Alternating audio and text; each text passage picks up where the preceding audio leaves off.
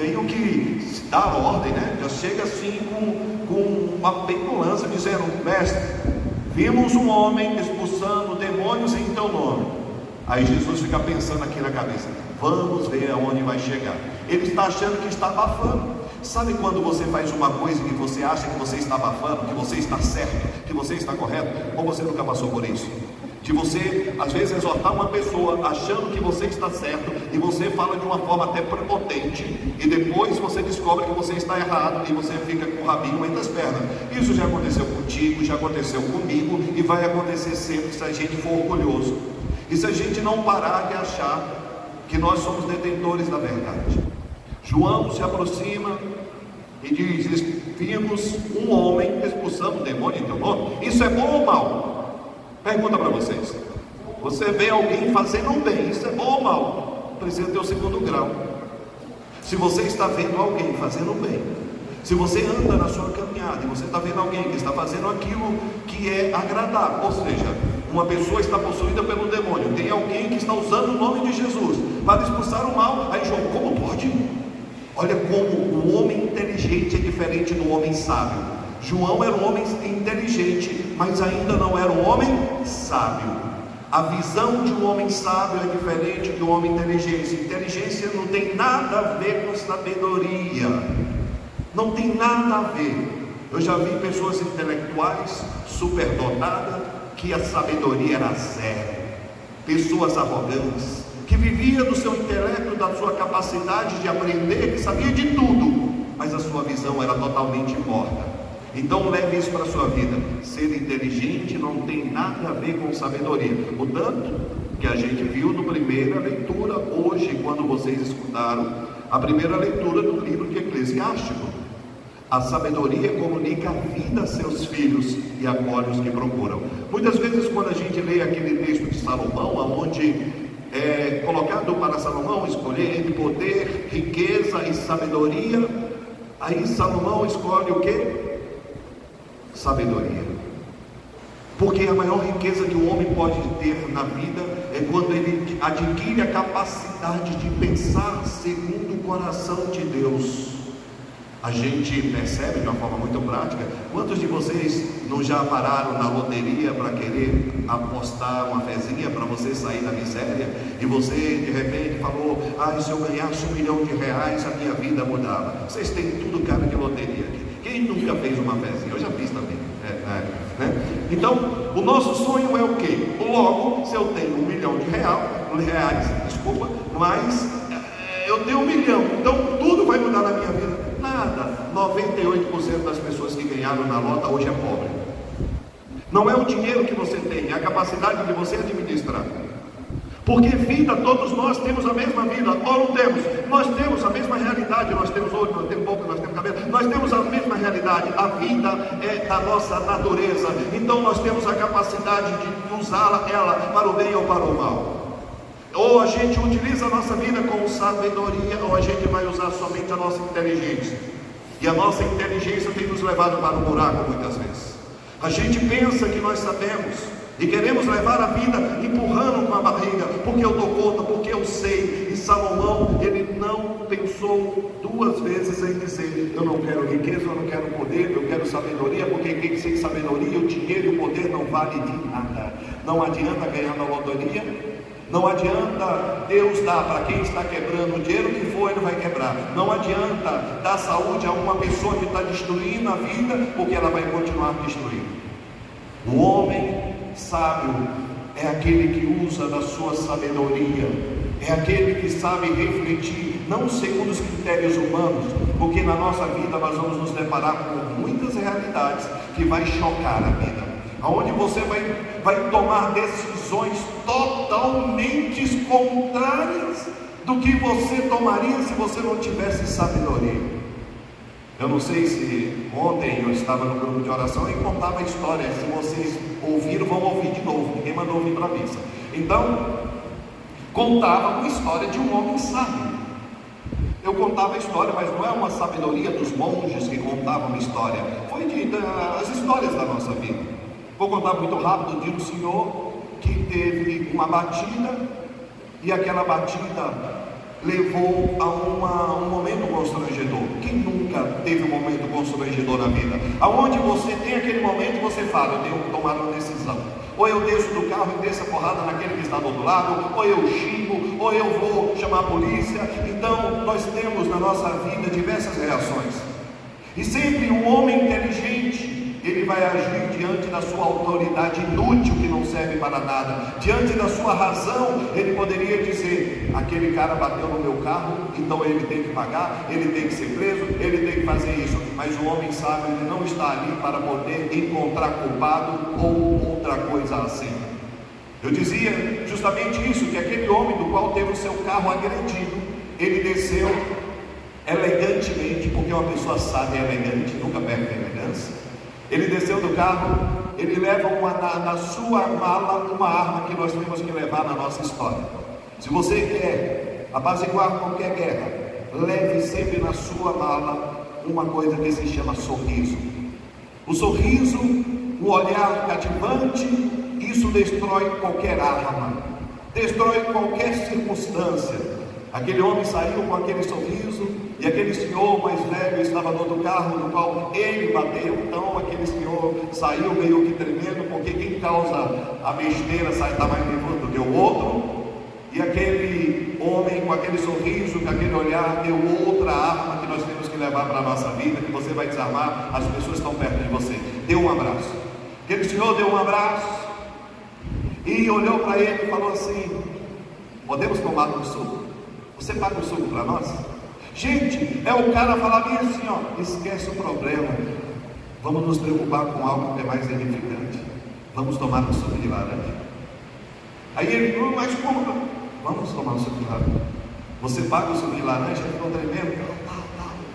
Vamos tomar um suco, tem bem aqui. Estava vindo um carro da polícia, ele falava do Detran, e outro carro da polícia. Aí pararam, não, pode ir embora, que nós somos homens, nós temos capacidade de resolver problemas. Será que nós estamos vivendo isso na vida?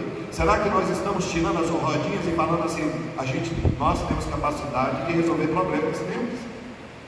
Aí a polícia, não, maravilha, é bom quando nós encontramos pessoas maduras. Será que os filhos de vocês, quando estão discutindo, porque a discussão faz parte da vida, não faz?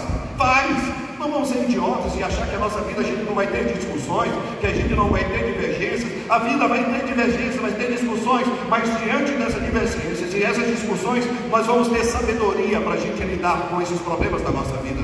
Deus não quer que a gente vive numa caixinha, num negócio que se chama não vai ter briga, não existe isso. Para dessa ilusão. Nós vamos ter confusão sim. Aqui o Padre Marcelo vai ter confusão com as pastorais, nós vamos ter momento que a gente não vai gostar, não pensa que paz é a ausência de a gente discutir, não, tem que ter, porque somos homens, mulheres, pensamos diferente.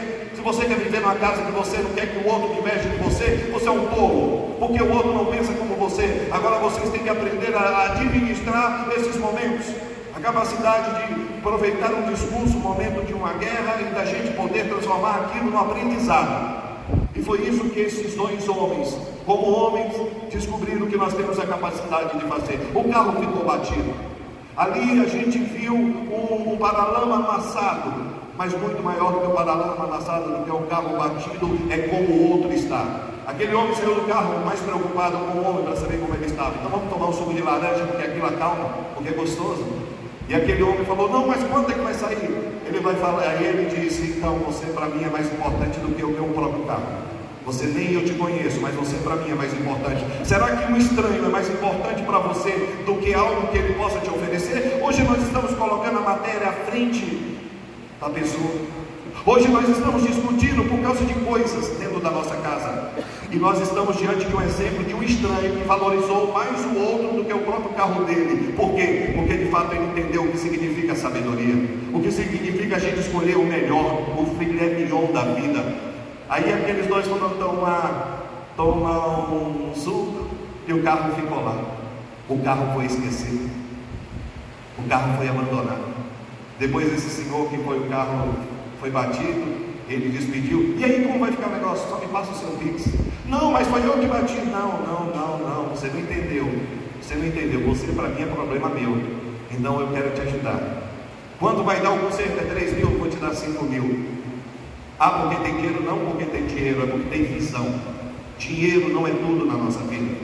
O que aquele homem queria era transformar a vida daquele homem que talvez ele estava vivendo um drama, e estava vivendo mais um outro drama batido. Ele conseguiu transformar a vida de um estranho em uma vida de um amigo seu. Depois aquele homem foi embora e ele contava que depois ligou para o senhor e falou bem assim: oh, estou achando que você está precisando descansar. Eu dei uma pousada, eu vou te dar 5 dias para você descansar. Além de consertar o seu carro, você vai precisar de uma pousada. Gente, é isso que a gente precisa ter na nossa vida, é descobrir o que o outro precisa. Não ficar ferindo, não ficar machucando, não ficar apontando, não ficar brigando. O outro está precisando que descubra alguém que esteja perto dele, que saiba do que a gente precisa. Tem pessoas que sabem do que eu preciso e nem eu mesmo sei. Quantas vezes você é uma luz na vida de alguém que está precisando de um abraço, de um sorriso, e aquela pessoa está precisando de você, e aquela pessoa diz: eu só precisava desse abraço. Ontem nos atendimentos de confissão, uma pessoa, depois do atendimento, ela falou: padre, eu só preciso de um abraço, eu só quero um abraço seu. Aí eu falei: me abraça rápido, não, o povo pode pensar besteira, mas tá bom, abraça. Mas aquela mulher sorriu e falou: padre, eu só precisava de um abraço, eu precisava de uma atenção. Então, o que eu quero te dizer, é mais importante ter inteligência ou ter sabedoria? Como a sabedoria faz a gente ver o filé mignon da vida. Enquanto Jesus via em homens e mulheres que começavam a praticar aquilo que ele praticava, Jesus passava e começava a ver as pessoas tratando igual ele tratava, que antes não tratava. Agora ele estava começando a ver que o efeito da sua evangelização está acontecendo, e o que gera no coração de Jesus? Alegria.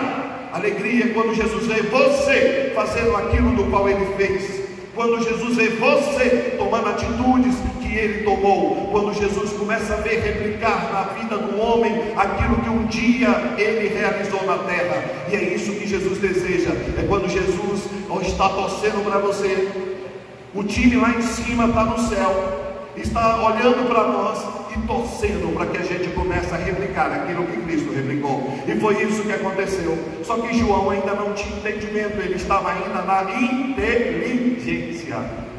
Então João passou, o cara estava em nome de Jesus, daquele cara que estava ali para descobrir: Satanás saia, porque ele falou que o nome dele era poderoso, e o cara começou a descobrir que de fato o nome dele era poderoso. E outras pessoas que não estavam no grupo de Jesus começaram a colocar em prática aquilo que Jesus ensinou, e o negócio acontece. Quando nós confiamos em Jesus e começamos a nos abandonar, e a gente começa a usar com autoridade, você usa com autoridade, você começa a ver o poder de Deus se realizando. E João passa, o demoniado estava lá, desesperado, e aquele homem estranho que não sabe o nome estava falando: opa, em nome de Jesus, saia. E o demônio saiu e aquele homem ficou curado. Aí imagine João passando, cheio de soberba, achando que era Jesus, achando que era o melhor. Olha para o lado, achando que era o melhor. Aí vem aquele orgulho, aquela soberba: meu filho, coitado, não tem que Jesus ter chamado entre os 12, só se chamou, eu não vi. Aí João deve ter falado com Pedro também: eu não conheço esse cara não. Aí começa a fofoca. Aí começa aquele negócio falando: quem é ele? Ele acha que é quem? Aí João: deixa quieto. Vem cá, você não é do grupo de Jesus não, então você não pode fazer essa palhaçada aqui não. Então pare de usar o nome de Jesus, ele é o nosso mestre, não é teu. Aí a pessoa: desculpa, perdão, eu não vou mais fazer isso, é porque eu achava que a gente poderia. Não, nós podemos, você não, você é um bostão. Vai embora. Chegaram cheio de soberbo. É nós, quando achamos que acertamos, que fizemos certinho, como nós achamos que nós estamos aqui, lá no alto. Aí chega para Jesus e fala: então Jesus, tinha um cara ali expulsando demônio no teu nome, e nós chegamos lá e pedimos que ele calasse. Aí Jesus: não impeças que ele faça o bem. Aí João deve ter desarmado, né? Aquela cara sem graça. Está parecendo uma cena que eu tive na catequese muitos anos atrás, em que uma criança estava com a mochila e foi colocada no meio dos adultos, E aqueles adultos, tudo coordenador de catequese, tudo pessoas antigas, tudo pessoas que já tinham 20 anos de sacramentologia, pessoas inteligentíssimas, santas, que você olhava assim, você via auréolas, que você via as asas. Aí colocou o menino, aí eu entrei na sala e estava aquela santidade, porque esse menino vai ser expulso, porque esse menino foi encontrado, e todo mundo começou a acusar, e aquele menino bem novinho, ali quietinho, com a mochilinha dele, vendo aquele bando de marginal, apontando o dedo para aquela criança. E aquela criança, eu entrei, eu falei, o que está acontecendo aqui? Está parecendo aquele julgamento que iria condenar alguém, aquele tanto de pessoas santas, maravilhosas, por dentro são bocadas de pragas miseráveis, está cheio de pecado e apontando o erro da criança.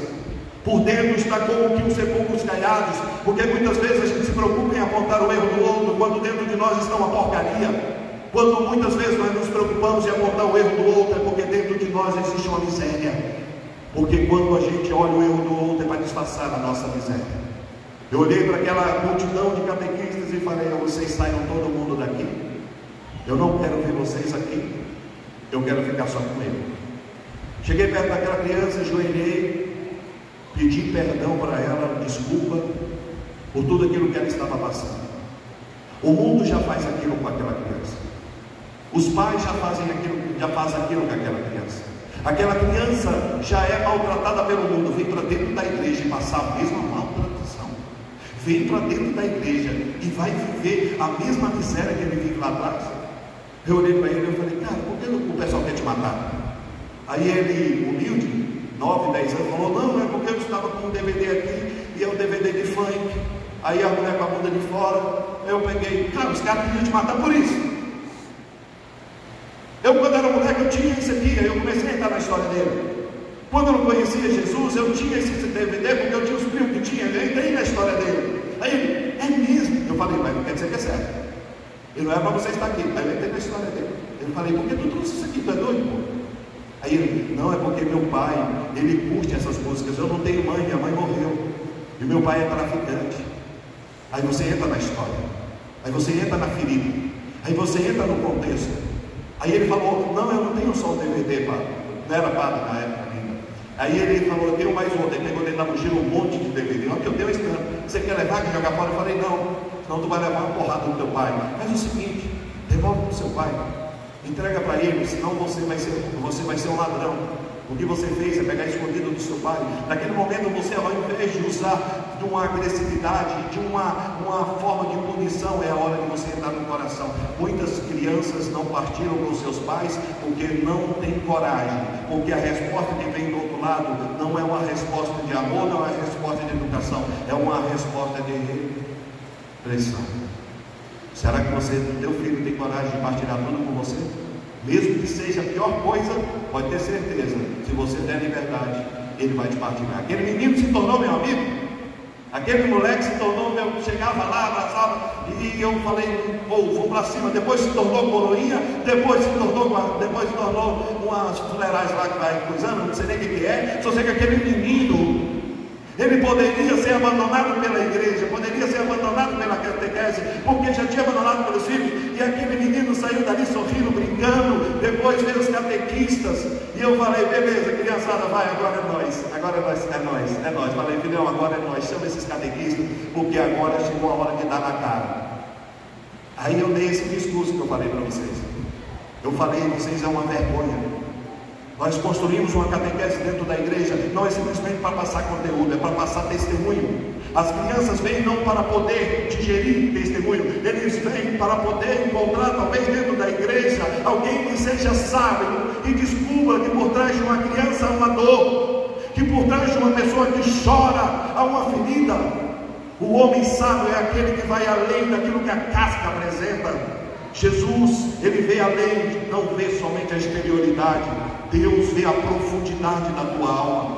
Por isso nós temos que pedir nessa missa do preciosíssimo sangue, que Deus nos dê a graça de uma sabedoria, de usar da nossa vida como um dom para a vida do outro. Uma vida, ela é mais importante do que uma nota. Uma vida é mais importante do que qualquer coisa. Falava com o diácono Gideon sobre o trabalho que ele realiza, falando, filho, Tu ainda está realizando estão lá na luta dos pobres, aquela agonia, correndo atrás, indo embora. Eu falando, não tem coisa melhor do que escolher os pobres para a gente poder cuidar, porque o pobre não tem o que dar de recompensa. Hoje nós estamos atrás de pessoas que querem nos dar recompensa. A gente tem que ir atrás de pessoas que precisam de Deus e precisam da nossa ajuda. Então, João, depois que levou essa exortação, ficou pensando o mal que ele causou na vida daquele homem. Aquele homem tirou o demônio da vida de alguém, e João colocou no coração daquele homem uma dor. Aquele homem que estava fazendo bem, quantas pessoas que faziam bem, por causa de uma exortação sem sabedoria, se afastaram da igreja. Existe isso até hoje. Esses meninos estão aprendendo. João está apenas no caminho do discipulado. Dias atrás, foi a vez de Jesus falar: o que vocês estavam discutindo pelo caminho, nessa semana, essa passagem? Estava discutindo, eles quiseram falar, porque ficaram sem graça, os caras estavam discutindo, enquanto Jesus estava falando assim: ei, eu tenho que falar para esses caras que eu vou morrer, que eu vou ser crucificado, e que eu tenho que falar para esses meninos. Olha, Jesus está preocupado em salvar almas. Jesus está preocupado em dizer para aqueles homens que ele vai morrer, e os caras que ele chamou para estar do seu lado estão discutindo: quem é o maior? Quem é o maior do reino de Deus? É eu, João, é eu, porque o Deus gosta mais de mim, Jesus gosta de mim. Então aí começaram a discutir: quem é o maior, quem é o maior? A gente tem que parar de ficar discutindo por besteiras na nossa vida. A gente tem que parar, porque a maioria da nossa cabecinha só fica perdendo tempo com coisas desnecessárias. Quantos de nós não fizemos esse tipo de discussões antes de vir para a igreja? Eu fiz uma homilia semelhante a essa ontem no grupo de oração. Eu falava para as pessoas, gente, para de discutir por besteira, ou vamos aproveitar a vida, é gostoso demais. Vamos ser luz na vida das pessoas e não trevas. Vamos ser leveza e não peso. Como o velho que falou: vamos tomar um suco. Eles estão lembrando mais do suco do que do carro batido. O carro batido passou, o suco nunca mais vai passar. E o que você quer? Lembrar das coisas boas ou das coisas velhas? Acabei de terminar a missa, fui atender confissões. Aí chega um cara grandão: padre, eu quero te contar uma coisa aqui, o seguinte, o pessoal da lanchonete, porque não sei o que, me pagou saco por causa de um refrigerante, e eu falando: afasta-te, Satanás, só pensei. Aí eu falei: não, peraí, filhão, peraí. Não, tu está brigando por causa de um refrigerante, porque a pessoa te tratou mal por causa do refrigerante. Por causa do refrigerante, eu sei. Aí eu falei: tu participou da missa. Tu viu que eu preguei, que a gente está discutindo por causa de besteira, por causa de um refrigerante, por causa de uma coca. Dá vontade de dar na tua cara. Meu filho, olha, aí ele ficou: não, padre, mas é porque... Eu falei: meu filho, eu vou atender confissão, eu vou atrás de almas que estão se perdendo, eu vou atrás de uma fila de pessoas que estão com a alma querendo Jesus, e você vem me falar do diabo de um refrigerante? Ou vontade de dar na cara? Porque nós nos preocupamos com tanta besteira, com tanta miséria, enquanto tem tantas coisas sérias. Às vezes o padre Marcelo está lutando para salvar almas, lutando para fazer coisas. Padre, sabe o que é? É porque tal pessoa falou mal de mim. Sabe o que é? Que fofoca. Vamos caçar o que fazer, meu filho, pelo amor de Deus. Vamos tirar isso do meio de nós. Vamos tirar essas brigas idiotas do meio de nós. Quantos de nós machucamos o outro por causa de coisas desnecessárias? Jesus está ensinando João a descobrir que quando alguém estiver fazendo aquilo do qual Jesus fez, é para ele se alegrar. Porque é muito melhor você ter um amigo do que ter um inimigo, não é verdade? É muito melhor você construir ponte do que você destruí-la. É muito melhor a gente pedir perdão do que a gente machucar. Porque um dia talvez aquela pessoa que você pediu perdão, ela vai estar do teu lado para te levantar. Então não é para a gente ficar triste, é para a gente poder, como João, levar na cara para aprender. Depois que Jesus ressuscitou e que Jesus foi para o céu, João entendeu o recado. João se alegrava quando via a palavra de Deus se espalhando. Pedro começou a se alegrar quando viu tantas outras pessoas curando e fazendo bem. Aí eles entenderam, porque eles saíram do nível da inteligência para o nível da sabedoria. Eu tenho certeza que muitos de vocês vão sair do nível da inteligência para o nível da sabedoria. Se coloque de pé por um instante. Dá um